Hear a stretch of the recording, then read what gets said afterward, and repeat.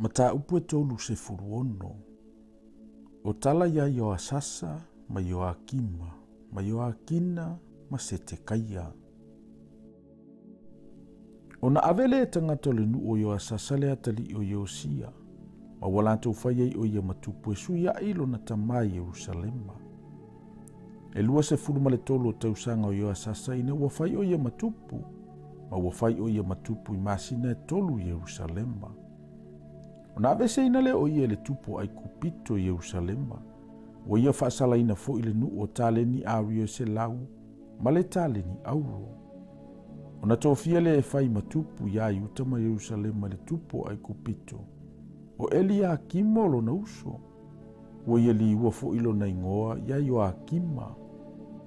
Ona ave ile neko o yo asasa lo na uso, ma ua au mai ia te ia ai kupito. E lua se furuma le lima o tausanga o Yoakima ina ua whai o ia matupu, ma ua whai o ia matupu I tausanga I se furuma le tasi Yerusalema. Sa whai fo e ia mio leanga I luma o Yehova lo natua. Walua nene pukanesa le tupu o Papelonia e tau maia. Ma ua noa noa ia te ia I whaamau apa me mea, e ave ia te ia I Papelonia. Wa ave fo e ne pukanesa nisi ipo le fale o Yehova I Papelonia. Ma ua tuu ai ilo na malu malu I Papelonia. O toyo me sa whaia Yoakima, ma ana me leanga na whaia, ma mea ua iloa ia te ia whauta, ua tusia ile tusi tupo Israelu ma Yuta.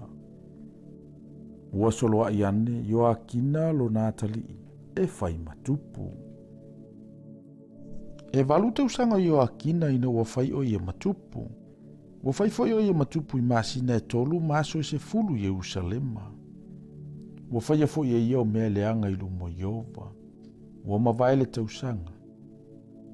O na alu leo le whiaua o le tupu ne pukanesa. Ma ua ave ia te ia I Papelonia, ma ipu le leo le falo Yehova. O ia whai foi se te kaialo na uso matupu ia Yuta ma Yerusalema. E lua furuma le tasi o tausanga o se te kaia. Ina ua whai o ia matupu, ma ua whai o ia matupu Yerusalema I tausanga I se fulu ma le tasi. Sa whai e ia mio leanga I lumo Yehova lo natua. Ua le wha maulalo o ia I lumo o Yeremia le profeta, o lo tautalama iai I le afionga Yehova. Ua ia fo vale fo I le tupo ne pukanesa, o le na whai atu ia tauto o ia I le atua. A ua wha amalolo lo na ua. Ma wha maalo na loto. E le liliu mai ia Yehova le atua o Israelu. O liu ma foi o le au Faitaulanga ma le nuu. Ua matuanga sala lava I latou. E tusa ma meleanga umanu ese. Ma latou wha aleanga ina le fale Yehova sa wha pa ia ina ia Yerusalema. Ua awina mai ate I latou o Yehova le atua o latou tama.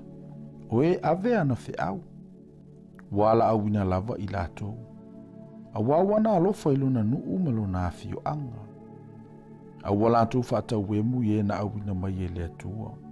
Ma ua ino ya na afionga. Ma ua ula ya na profeta.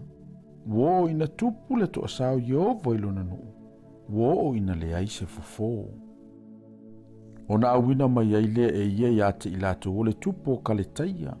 O le na fasia o latou tau le ai le pelu. I le fale lo latou malu malu. Ma ua le alofa atu I tau le ama tau pou. O le toa aina, ma le urusina. O ia tu ina atu I latou uma I lona lima.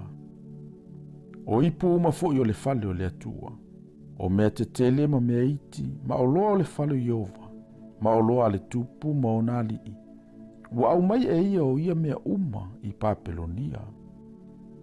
Ua latou susunu fo I le fale o le atua, ma le peti le pau Yerusalema, ma susunu o na maota uma I le afi. Ua na whaatau ngā ina fo I ana ipu le lei uma. O e na totoe, na sao I le pelu, na tāwhea e ia I Papelonia. Se ia I latou ia te ia mo nā talii, e whaima au auna, ua o ia na po le pule o le malo o Peresia. Ina ia taunu ule afionga Yehova na whai mai e Yeremia. Wo ina wha ato o toa ina ele lau ele o na sapati. O aso uma sa ngao ai, sa whai ai sapati, e wha ato o toa ina o tausanga e fitu ngā fulu. O le tausanga mua ku resa o le tupo Perisia. Na wha oso ina e Yehova o le manatu o ku resa le tupo Perisia. Ina ia taunu le afionga Yehova na whai mai e Yeremia. Ona ia tala ina leo le upu ilo na malo uma. Maua tusi e le tusi ua whapea. O lo whapea ona whai atu ku resa le tupo Perisia.